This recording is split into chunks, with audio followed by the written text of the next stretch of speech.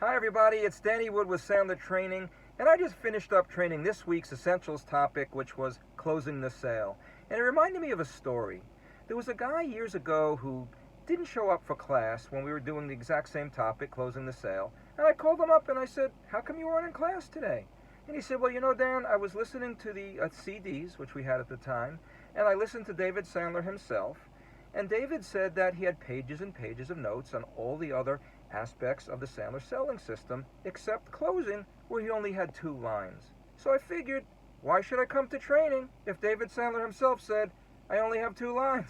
So I said, well, do you think that we would have a 2-minute training and stare at each other for the next hour and 58 minutes?